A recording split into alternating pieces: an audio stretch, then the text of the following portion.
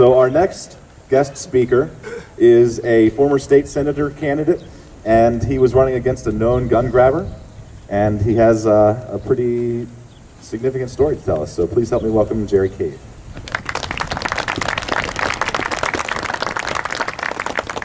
Thank you very much. Of all the introductions I've ever had, that is the most recent.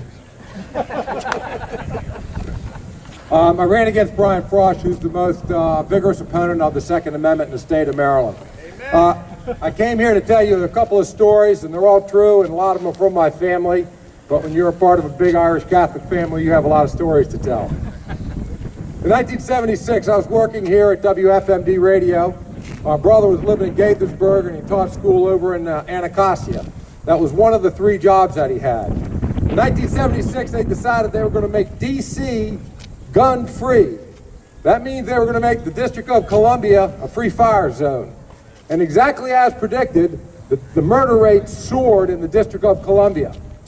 Well, at one of the 3 jobs my brother had, on Saturday night, he left his store, he locked up, he put the cash from the register in his bag, he exited the store. 3 men came up to him. One of them pulled out an illegal gun, he put it to my brother's head, and he pulled the trigger. He shot my brother in the head. My brother was lying on the sidewalk on Connecticut Avenue in a pool of his own blood, and they grabbed the cash. While they did that, my brother pulled out his .45, and he put a round right in that fella's chest. The shooter dropped like a bad habit. Then he put another round in the second guy that was standing next to him. He didn't ask if he had a gun. He just shot him and killed him too. All right.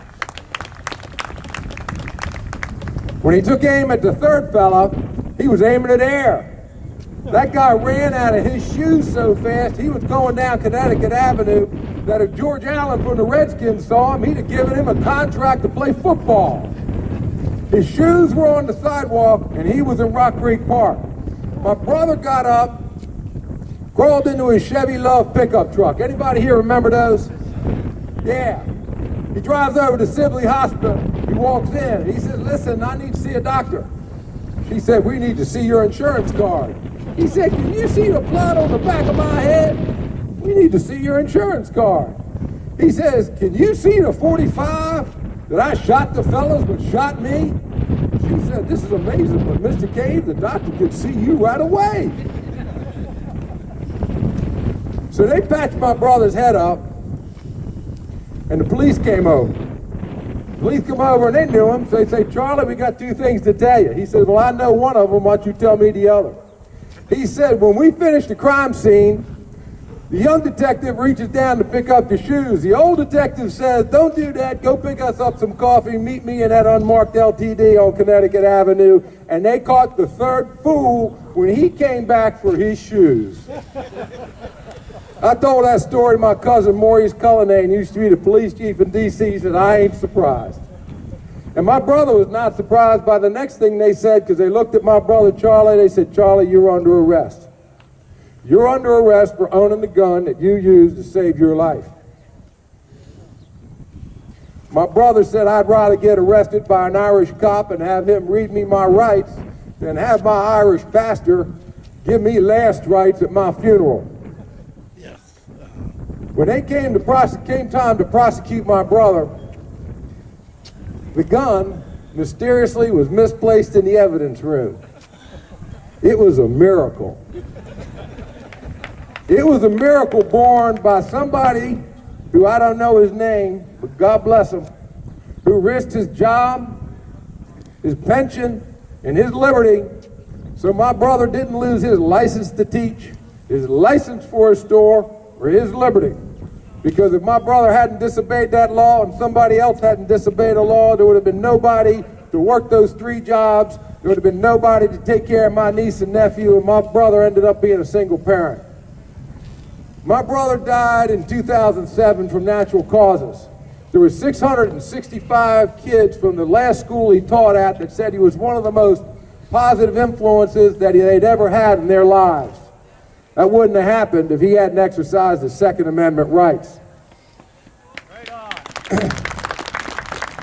We compare ourselves to Virginia a lot. and at taxes and jobs and income.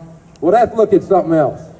We have a third less people in Maryland than they do in the Commonwealth of Virginia. So we should have a third less murders. We have 1/3 more murders in Maryland with 1/3 less population. We have twice as many robberies in this state as they do in Virginia, and they got a third more population. 78% of these murders happen in one county and one city. Prince George's County and Baltimore City. The Democrats have controlled the legislature in this state for over 100 years. They have controlled the governor's mansion 90% of the time. 90% of the people in PG County and Baltimore City vote Democrat. And 78% of the murders happen there. Mr. Charlie shows up, takes their vote, and never comes back. He won't even come back to keep those people alive, or from getting robbed. Or what happens when you live in a community where there's murders and robberies? You going to put your business there? Is there any opportunity for the unskilled labor, the high school kids, the young people to get jobs? It destroys the entire community, and they keep going and voting Democratic. I want to tell you what is an assault weapon. It happens every election day. When you go into that booth and you vote for Democrats, that's the worst assault weapon in the state of Maryland.